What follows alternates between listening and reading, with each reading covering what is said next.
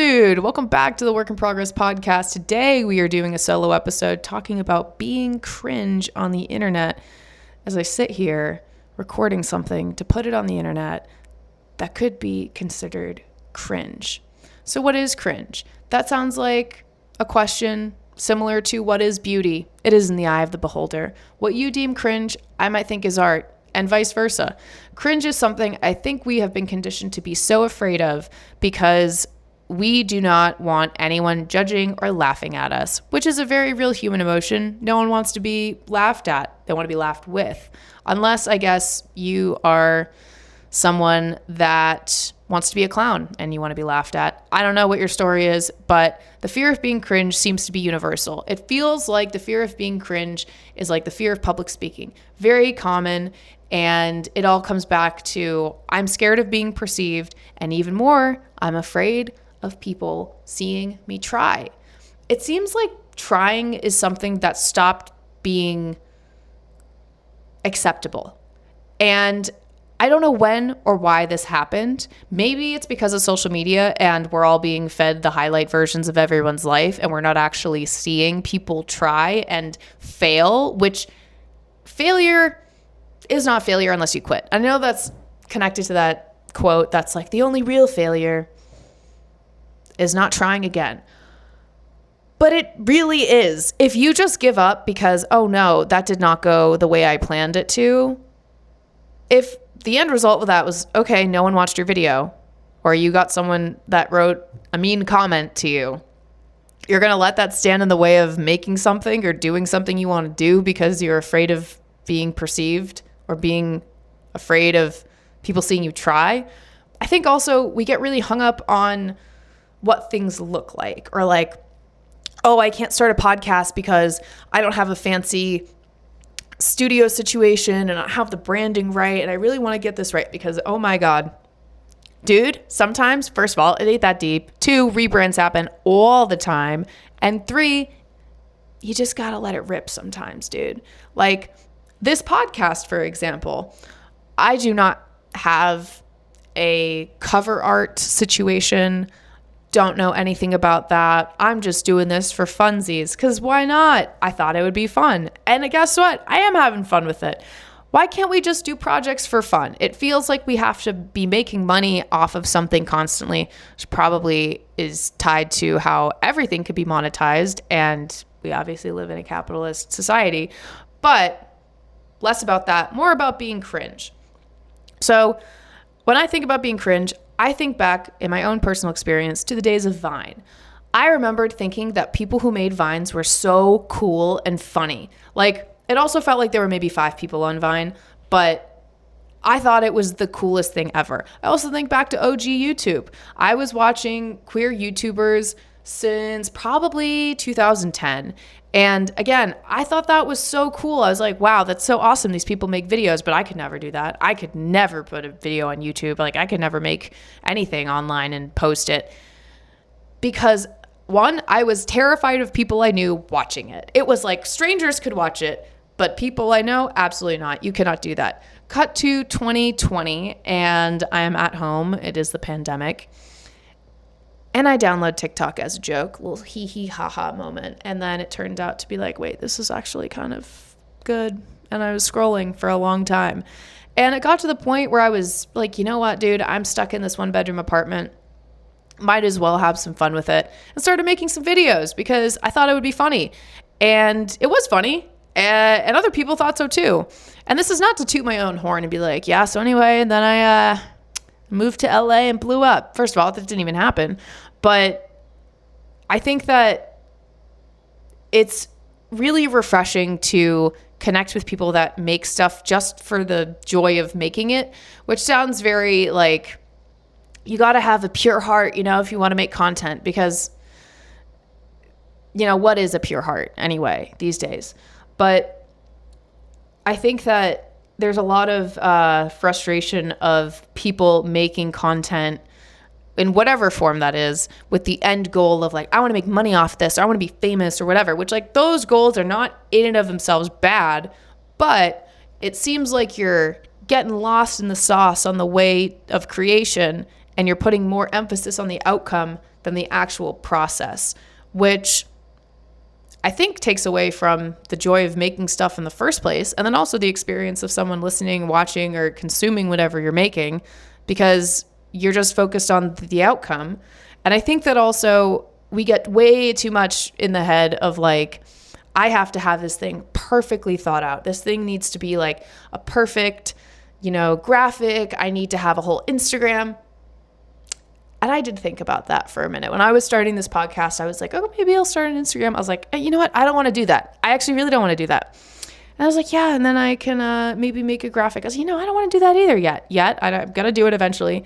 But this is just fun. Why can't we just have some fun and just make some stuff that we are proud to put out there and just be like, hey, I made this. That's fun. You are, whenever you put something on the internet, obviously opening yourself up to critique. You're putting something in the public space, and the public might not like it. But that's the risk you got to run if you want to express yourself in any way. Whenever you're going out into the world, you're expressing yourself, you're talking to people, And as a recovered shy person, someone who used to be very shy when they were younger, like the thought, if younger me could think about what I'm doing right now, I think they would unplug the computer and be like, have you lost your mind? What are you doing? You don't do this. We don't do this. Like other people do that. And that seemed to be like a really big shift. When I got over being afraid of talking to people and I guess found my extroverted self, I just was like, why not though? Like other people do it. Why not? Why can't I do this? Math was a bit different because everyone else it seems can do math. I'm really bad at it, but we all have our different things, and you never know if you're going to be good or bad at something if you don't try and keep trying. I found that out with math. I kept trying and I was still bad at it, and I've accepted my fate. I don't even perceive a number, which is really great. But I think that if we are trying to grow as people, which I hope is the goal, because staying the same, that sounds awful. We got to just not put so much stock into the perception of what we're doing, and also not be so hard on ourselves for trying and failing. Failing teaches you so much. I feel like I've learned more from failing than I did from success, because sometimes you just get lucky, right? Sometimes you're in the right place at the right time and wow, magic happens. But when you fail in something that is more structured than just like internet and views or whatever, because the algorithm, you can do everything right and the algorithm can just decide that today is not your day, or you just like shit post and then wow, that video just went viral. When you're doing something else like in business or whatever, and there's actual data and quantifiable reasons why this didn't work out, it teaches you, in my opinion, so much more than anything you could ever hope to learn. Like the actual experience is the biggest way to gain the most knowledge, and also that you will hold on to that. You will never forget how you feel when you failed or did X, Y, and Z. You'll be like, I remember this, like lock that in. Your body won't forget either. So, which is why I also believe very strongly that we should bring apprenticeships back for work versus just telling college kids to get in a lot of debt for maybe a degree that they want or maybe that they'll use, but they don't know yet because they're 18. That's a story for a different time. I do appreciate my college education and I do use it every day. This is not me saying I'm anti-college, just making that clear. But circling back to our fear of trying and our fear of being perceived, it's very, very easy to sit in a chair and say, don't be afraid of stuff. It's not that hard, because that's just not reality. This fear of being judged comes so deep, and especially if you have any kind of religious background. I grew up Catholic, so I was already programmed with that dog in me, and that dog in me being guilt and shame. So having that as a starting point doesn't really foster a lot of self-expression and wanting to go off the beaten path and express yourself in a way that you feel comfortable with rejection. And that's not a comfortable feeling. Rejection or failure is not comfortable.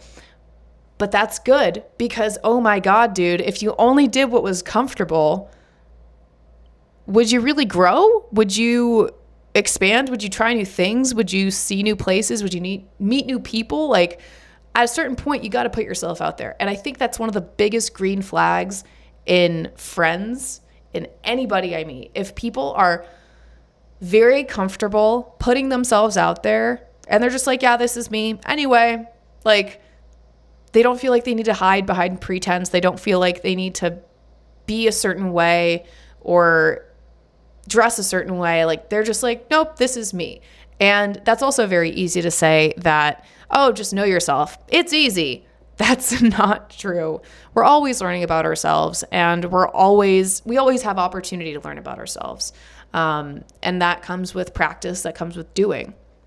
I also think you learn the most about yourself when you don't think about yourself a lot and you get out there and you meet new people, because you learn what you're like, oh, that, like the Sims thing where it's like a green plus sign and then there's like a minus sign if it's a bad interaction. Like, I think that you learn so much more about yourself when you get outside of yourself, and it's not always like, the world ends at the end of your nose. So if anybody is listening to this right now and they're like, I don't know myself, how can I know myself?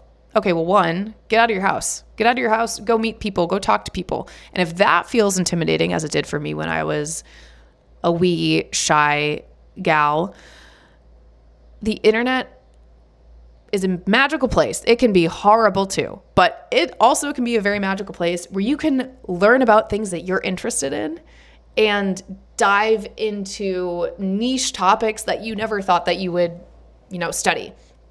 I feel like so much of my adolescence was me and a laptop and just curiosity of like, I want to learn about, I don't know, this like niche subculture. Let's like learn about it. Or just going on Tumblr and just feeling curious about something and seeing something like, oh, like what is this all about? Like this art, or like this, well, gay stuff too, because that was actually how they got me. But learning about just like things that you're interested in, you're like, and you don't even know why. You don't have to know why something interests you. It just does. Maybe you want to learn about photography or fashion or art or anime or whatever your thing is. Like, just dive into that thing. You'll also find community of people that are also into the things that you're into, which, not to say you should surround yourself with people that are only into stuff you're into, but it can feel really comforting to find community where you feel like accepted for having the same interests and passions as the people around you. So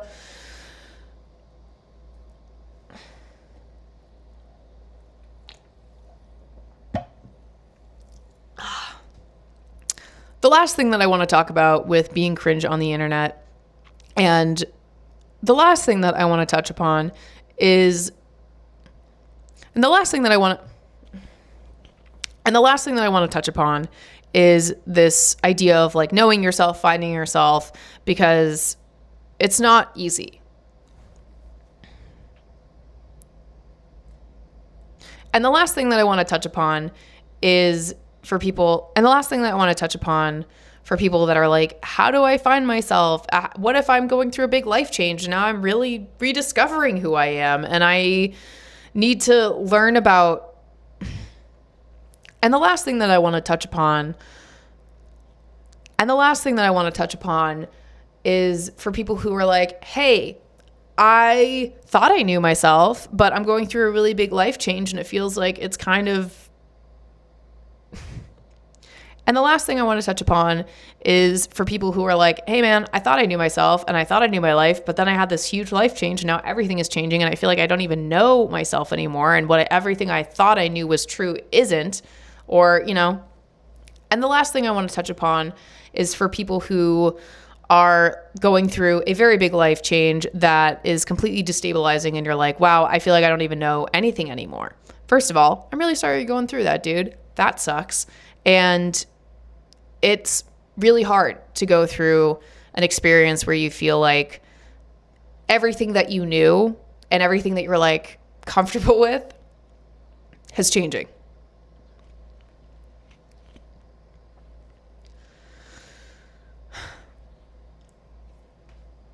First of all, I just want to say, I'm sorry, dude, I'm really sorry that you're going through that, dude. And the last thing that I want to touch upon is this fear of failing in a very public way. Because it's not fun to feel like the whole world is watching you and laughing at you or celebrating your failure, and you're just feeling very vulnerable and like you have to go pick up the pieces of like, okay, like, you know, it can feel shameful. Like, wow, man, I messed up, or that didn't turn out the way that I wanted it to, and everyone's going to see me. And that sucks, because failing at all, not fun, not comfortable. Again, we talked about the pros of failing. You can learn a lot of stuff, but also it doesn't feel good. You feel like shit. You feel terrible. So for the folks that are out there failing publicly, feeling defeated and ashamed, first of all, dude, I'm really sorry you're going through that, and you're not alone. You're not the first person to try and fail. Recently, someone on TikTok was talking about, if you feel like you failed or did something wrong at your corporate job or just in life in general, just know that, the whole Chernobyl thing that happened, where the stakes were so high. So first of all, perspective is good. Sky's not falling. You're still here. Earth is still spinning. I think seeing people fail too is good for all of us, because it shows that we're human and we're not meant to be perfect. Something that I read something recently about being in your 30s, and I'm currently 29. I turn 30 next month. And this girl was writing this personal essay about how being in her 30s is beautiful because everyone is, doing many different things. Like, some people are getting married, some people are having babies. And there's also people that are getting divorced. And there's also people that are getting divorced or navigating a really difficult dynamic with their family where maybe they don't feel like they can be in their family's life anymore. Maybe they're going through a friendship breakup and deciding that this friendship and this friend or this friend group or whatever the dynamic is isn't serving them anymore. And this woman wrote about how seeing her friends go through experiences like that, where maybe on the outside you'd say they failed, was really, really inspiring, because it shows that her friends who are going through this have, one, chosen themselves and a life that makes them happier. So, what's worse? Getting divorced and having people perceive you or judge you or whatever, or being in a really unhappy marriage for a long time? Or what's worse, staying in a really unhealthy friendship? Or maybe you're watching that friend on Instagram or mutual friends or whatever, and you're seeing them move on without you, but you have your freedom now. So it's kind of like a pick your heart kind of thing. And then also there's a lot of respect. I have so much respect for people that, are failing because they're like, yeah, this isn't working out anymore. Like, that's really inspiring, dude. And also the courage to get up and try. And I hope when people fail that they don't feel like that's the end of the line and they can't try anymore. And that was just, that rejection was too bad. Because if you're trying, you're doing a lot more than a lot of people out here, okay? Like, as much game as the internet talks, not everyone's making videos. A lot of people are, not everyone. For all the hate comments on YouTube, not everyone's making, YouTube videos. Not everyone's writing Substacks. So I think it's badass to try. And I hope that I hope that this podcast leaves you with a feeling of like, it's not cringe to try. The only thing that is cringe is if you judge others for trying, or if you do not have a sense of identity where you feel like you need to just cling on to trends to make a personality. Because that to me is cringe. Because that to me is cringe. Is if in my brain, in my perception, okay, this is my take. I'm going to leave you with this. My take is seeing someone who is 100% themselves try at something. Maybe they fail. I don't know what the outcome is. Either way, as if they're trying, hell yeah. Hell yeah. Versus someone who doesn't know who they are and is just copy and pasting those TikTok videos of like, this is what the cool girls are wearing. Cool comes from within. Cool is a state of mind, and you are the only person that spends the most time with yourself. So as long as you think you're cool, that is all that matters. Anyway, everyone, cool is a state of mind. It comes from within. You spend the most time with yourself you will ever spend with anybody. So as long as you think you're cool, dude, hell yeah, you are cool. I'm going to leave you with that. Remember, be kind, try your best, respect other people. And remember, cool is a state of mind. Cool comes from within. And you spend the most time with yourself than you will ever spend with anyone else. So as long as you think you're cool, dude, and remember, cool is a state of mind. It is a deep understanding, knowing of yourself, of your interests, your hobbies, your character, who you are, who are the people you want to surround yourself with, and also a curiosity of learning about other people. That is my perception. That is my opinion. And remember, everybody, to be kind, try your best, and keep an open mind.